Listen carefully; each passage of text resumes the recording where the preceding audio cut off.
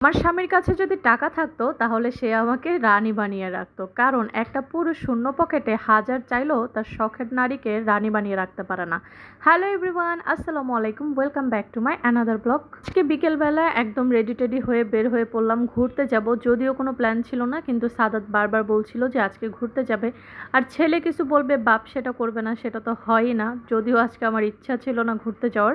বের হয়ে দেখি এত পরিমাণে রোদ, মানে আমার যেতে ইচ্ছা করছিল না। শাওনকে আমি বলছিলাম যে চলো উপরে চলে যাই, একটু পরে যাব রোদ কমলে। তো বললো যে না, যেহেতু বের হয়েছি এখনই যাব। তো রিক্সায় ওঠার পরে ওয়েদারটা এত বেশি সুন্দর হয়ে গেছে, মানে একদমই রোদ চলে গেছে, মিষ্টি একটা বাতাস, বেশ ভালো লাগছিল রিক্সাতে করে। আর রিক্সাতে করে ঘুরতে কিন্তু অনেক বেশি মজা লাগে। তো আজকে যাব হচ্ছে উত্তরা দিয়াবাড়িতে। যদিও আমার দিয়াবাড়িতে অনেক বেশি যাওয়া হয়েছে, তো এখন আর যেতে ইচ্ছা করে না, কিন্তু এখানে যাওয়ার একটাই কারণ হচ্ছে আমার ছেলে। এর আগে হচ্ছে দিয়াবাড়ি, ও হচ্ছে কি বলে এটাকে, কোন স্টেশন যেন বলে, আমার নামটা মনে নেই। তো এখানে হচ্ছে একটা প্লেগ্রাউন্ড ছিল, তো জাম্পিং বোর্ডে ওঠার পরে এখন হচ্ছে সে আজকে বলছিল যে ওইখানে যাবে। তো ওইখানে যাওয়ার পথে দেখলাম একদম ফার্স্ট স্টেশনে হচ্ছে এই জায়গাটা। তো এই জায়গাটা এর আগে একবার এসেছিলাম, তবে তখন এখানে কিছুই ছিল না, শুধু খালি মাঠ ছিল। তো আমরা এসে ছবি টবি তুলে চলে গিয়েছিলাম, বাট ভিডিওতে অনেক দেখেছি যে এইখানে এখন নাকি পার্কের মতন হয়েছে। তো এসে দেখলাম সত্যিও এখানে এখন অনেক কিছু বসেছে, চটপটি, ফুচকা, অনেক কিছু। তারপরে এই যে খেলনাগুলো আছে বেবিদের জন্য। তো সাদাত হচ্ছে এইখানে খেলনাগুলো উঠতে চাচ্ছিল, এটাতে উঠেছিল, বাট ও একটা ঘোরানোর পরে অনেক বেশি ভয় পাইছে, যেহেতু এখানে আর কোনো বেবি ছিল না, ও একাই ছিল। তো ওকে নামিয়ে দিচ্ছি। তো পাশেই দেখলাম এখানে হচ্ছে চাপটি আর ভর্তা বিক্রি করতেছিল।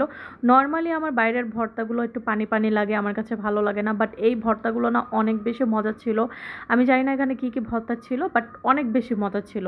আর এই আমরা বাইরে যখন চাপটি খাই, চাপটিগুলো একটু ক্রিস্পি থাকে, আমার ক্রিস্পি চাপটিগুলো ভালো লাগে না, এটা অনেক সফট ছিল, যার কারণে আমি বেশি মজা পাইছি খায়া। আর এখানে হচ্ছে শাওন নিচে একটা ডিম চাপটি আর ভর্তা, আর আমি নিয়েছি নর্মাল চাপটি আর ভর্তা, কারণ আমি ডিম খেতে পারি না, আমার ডিম খেলেই কেন জানি মাথা ঘুরায়। সাদাত গিয়েছিল আইসক্রিম আনার জন্য, একা একাই গিয়েছিল। বাচ্চাটা আমার একদম বড় হয়ে গেছে, এখন সব কিছুই একা একা করতে চায়। তো কি একটা আইসক্রিম আনছে, একদম কমলা কালার, পুরো ঠোঁট মুখ সব কিছু একদম কমলা কালার হয়ে গেছে। তো এইখানে আমরা মেন আসছিলাম কায়াকিং করতে, আমি কখনো এটা করি না, বাট এইটা কেন জানে আমার দেখলেই ভয় লাগে।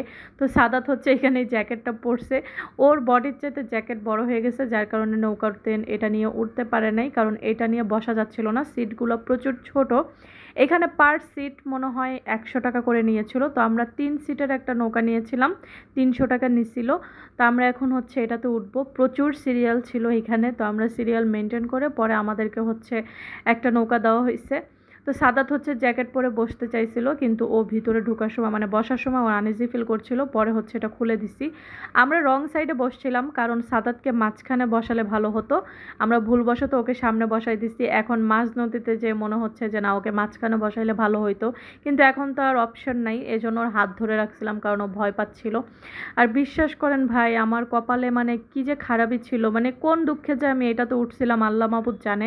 আমার কাছে এত বেশি খারাপ লাগছে যা বলার মতো না, আমি প্রচুর ভয় পাইছি। নর্মালি নৌকাগুলোতে না এত বেশি ভয় লাগে না, বাট এইটা তো অনেক ভয় লাগছে, মানে একদমই ছোট আর হইতেছে মানে একদম পানির সাথে কেমন যেন মিশে যাইতেছিল, আমার মনে হচ্ছিল একটু নড়াচড়া দিলেই আমি ডুবে যাব। কিন্তু আশেপাশে নৌকাতে সবাই এত বেশি মজা করতেছিল, মানে আমি ভাবতেছি কেন ভাই আমার এত ভয় লাগতেছে কেন।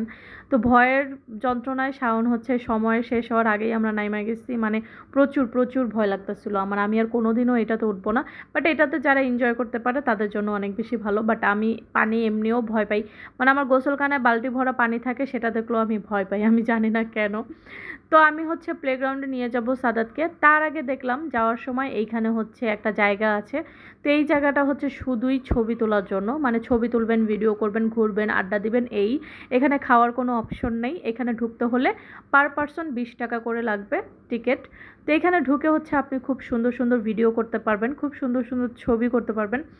আর হ্যাঁ, আজকে দেখেছেন আমি কিন্তু খুবই সুন্দর সাজুগুজু করে বের হয়েছি, কারণ একটাই, আমার স্বামী না খুব পছন্দ করে যে তার বউ একদম সাজুগুজু করে থাকবে, একদম পুতুলের মতন সাজবে। তো ও যতটুকু চেষ্টা করে, মানে ওর সাধ্যের মধ্যে যতটুকু থাকে ও ততটুকু আমার জন্য করার চেষ্টা করে। আমার জন্য কোন ড্রেসটা ভালো লাগবে, কোন জুতাটা পরলে ভালো লাগবে, সব কিছু ও চেষ্টা করে আমাকে একদম পারফেক্টভাবে দেওয়ার। তো আমার মনে হয় মাঝে মাঝে যে আমার স্বামীর যদি অনেক বেশি টাকা থাকতো তাহলে ও মনে হয় একদম আমাকে রানী বানায় রাখতো, কোনো কষ্টই আমাকে ছুঁইতে পারতো না। এই জন্য আমি ভিডিও শুরুতে এই কথাটা বলেছি। এই যে আজকে আমি সাজুগুজু করেছি, সে কিন্তু মহা খুশি আমি সাজুগুজু করেছি এই জন্য। তো আজকের ভিডিওটা এই পর্যন্তই রাখছি। ভিডিওটি কেমন লাগলো অবশ্যই কমেন্ট বক্স